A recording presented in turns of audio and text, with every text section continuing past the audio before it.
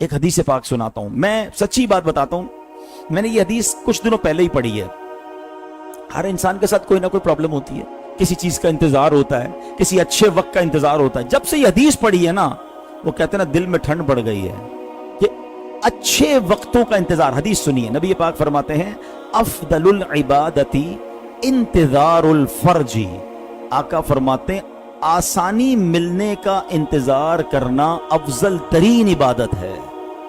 آسانی ملنی ہے مگر اطمینان کے ساتھ، ایسا نہیں روز چیخ رہے ہیں پتہ نہیں کب مسئلہ حل ہوگا، کب میری ٹینشن دور ہوگی، اللہ پاک میری سنتا ہی نہیں ہے، معاذ اللہ لوگ کفریہ کلمات بول دیتے ہیں۔ نہیں، اطمینان کے ساتھ، سکون کے ساتھ، ہر رات کے بعد صبح ہے، ہاں ہر مشکل کے بعد راحت ہے، ان مع العسر یسرا، وعدہ ہے رب کا آئے گی آسانی مگر اس کا ایک ٹائم لکھا ہے، میں اس کو چینج نہیں کر سکتا۔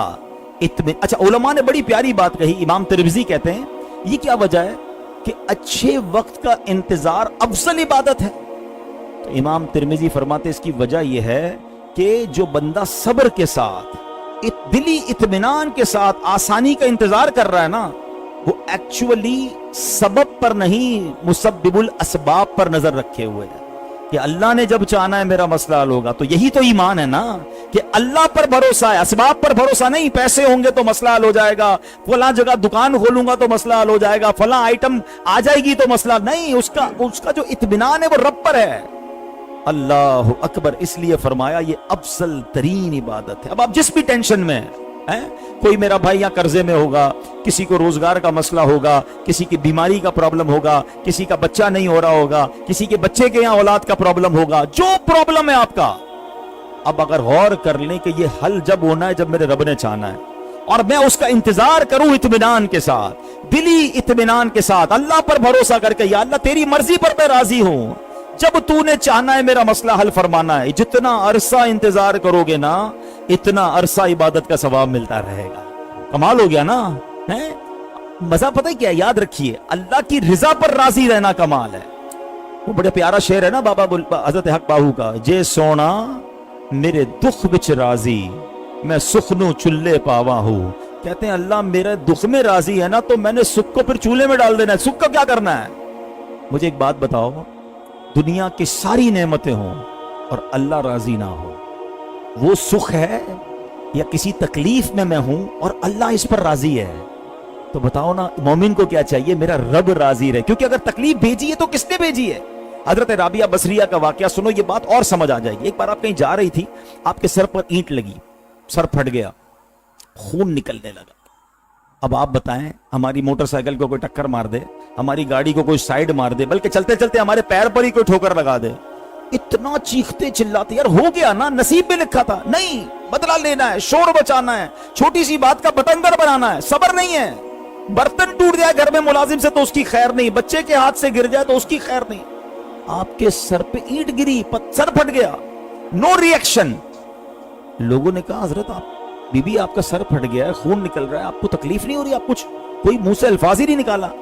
سنو اللہ والوں کا انداز کیا ہے، وہ فرماتی ہیں اینٹ گری ہے تو اللہ پاک کے ارادے سے گری ہے نا، اللہ کا ارادہ تھا نا، اللہ کے ارادے کے بغیر تو پتہ بھی نہیں ہلتا۔ اور پھر فرمایا میرے سر پر لگی ہے تو بھی اللہ کے ارادے سے لگی ہے۔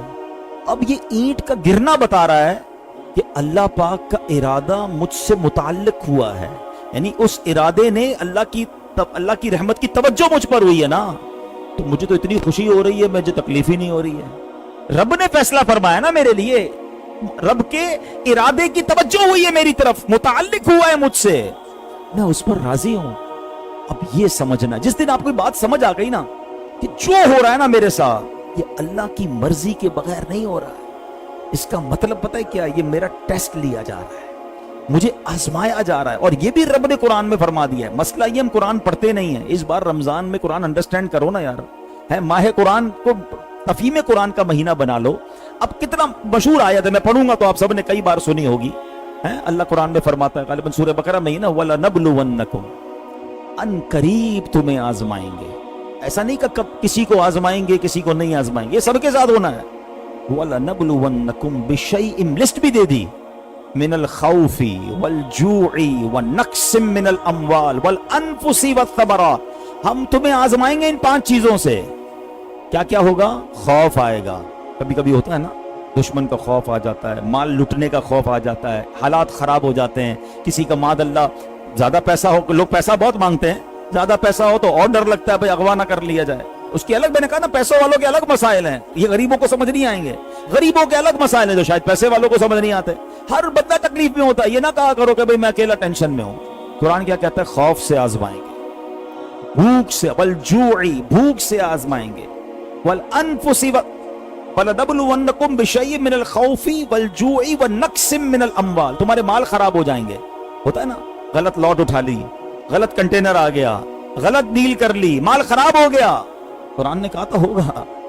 پھر کیا ہوگا؟ انفسی, تمہاری باڈی میں پرابلم آئے گا, بیماری آ جائے گی. چلتے چلتے بندہ کہتا ہے بالکل فٹ تھا, اچانک یہ کیا ہو گیا, یہ میرے گردوں میں کیا ہو گیا, مجھے شوگر کیسے ہو گئی؟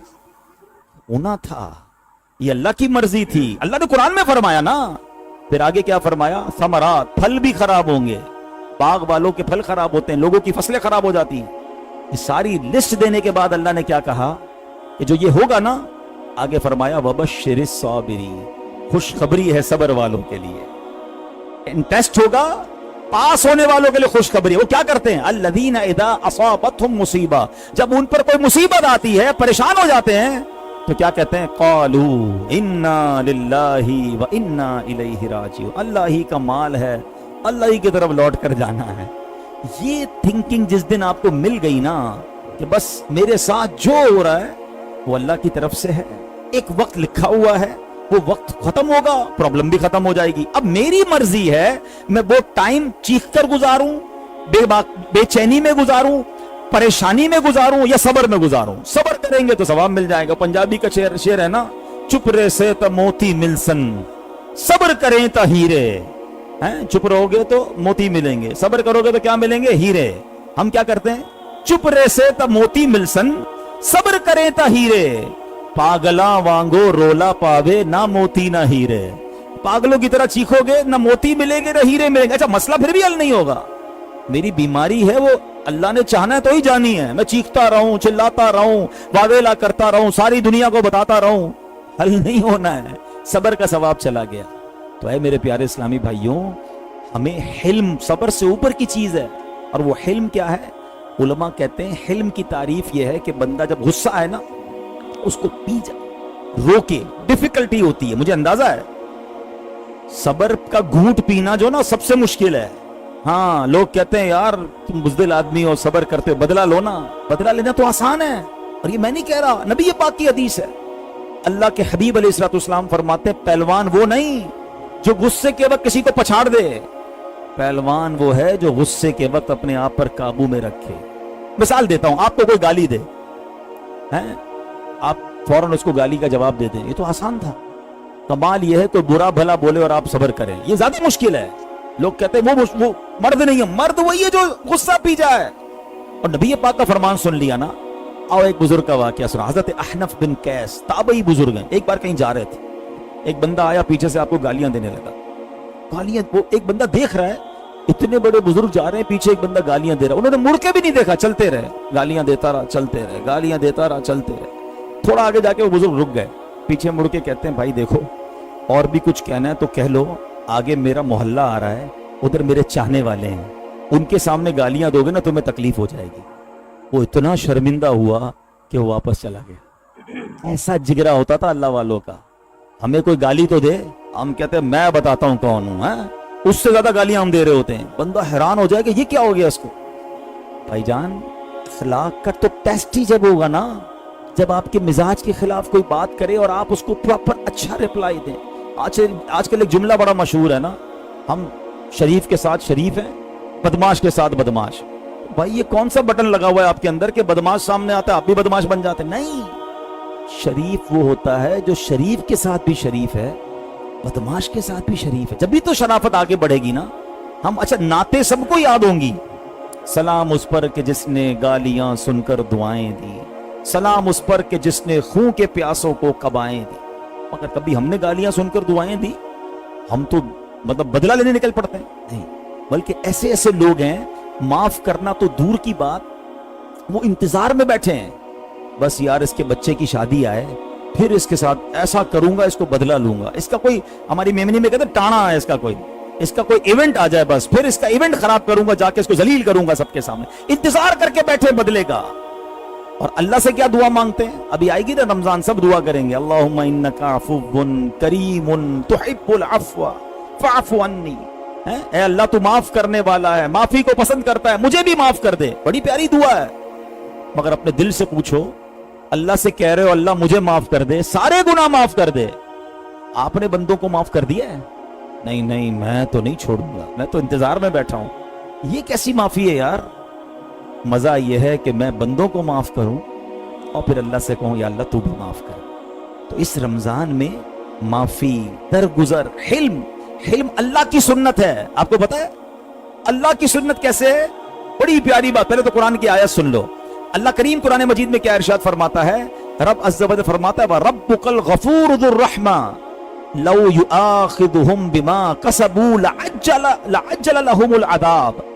آسان ترجمہ قرآن کنز العرفان، تمہارا رب بڑا بخشنے والا، رحمت والا ہے. اگر وہ لوگوں کو ان کے اعمال کی بنا پر پکڑ لیتا تو جلد ان پر عذاب دیتا. اللہ کتنا حلم والا ہے. ہم گناہ کرتے ہیں، وہ ہوا نہیں روکتا. اصول کیا کہتا ہے؟ ادھر میں گناہ کرتا میری سانس رکنا شروع ہو جاتی، ادھر جھوٹ بولتا میری زبان بند ہو جاتی، ادھر حرام دیکھتا میں اندھا کر دیا جاتا، ادھر اللہ کو کوئی ناراض کرتا زمین میں دھسا دیا جاتا. کوئی عذاب نہیں ہو رہا مجھ پر اور آپ پر. صبح و شام گناہ کر رہے ہیں. اس کا مطلب کیا ہوا؟ اللہ ڈھیل دے رہا ہے، اللہ موقع دے رہا ہے. وہ حلیم ہے.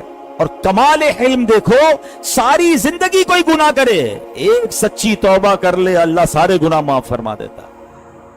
اچھا سبحان اللہ، کیسا مزہ آیا نا سن کر. اللہ سارے گناہ معاف کر دیتا ہے. ہم کیوں نہیں معاف کرتے؟ ہم بیوی کو معاف نہیں کرتے، ہم ملازم کو معاف نہیں کرتے، ہم رشتہ دار کو معاف نہیں کرتے. یہ سوچنا ایک بات ہے. آج ماہ رمضان میں جہاں بہت ساری عادتیں بہتر کرنی ہیں، اس بار حلیم بننے کی کوشش کرو. یہ اللہ کو بڑا پسند ہے. غصہ پینے والا. اور حلیم کون ہوتا ہے؟ کہ اس کو اتنی عادت ہو جائے غصہ پینے کی، یا تو غصہ ہی نہ آئے یا غصہ آئے تو زور نہ لگانا پڑے غصے کو روکنے کو، عادتاً ہی بندہ برداشت کر جائے. یہ بڑی سعادت کی بات ہے جو حلیم بن جائے، جس کی طبیعت پہ حلم آ جائے. نبی پاک حلیم، تمام انبیاء حلیم، حلم والے. اور خود رب عز و جل حلم والا، وہ حلیم ہے. اس کا ایک نام ہے، صفتی نام ہے حلیم.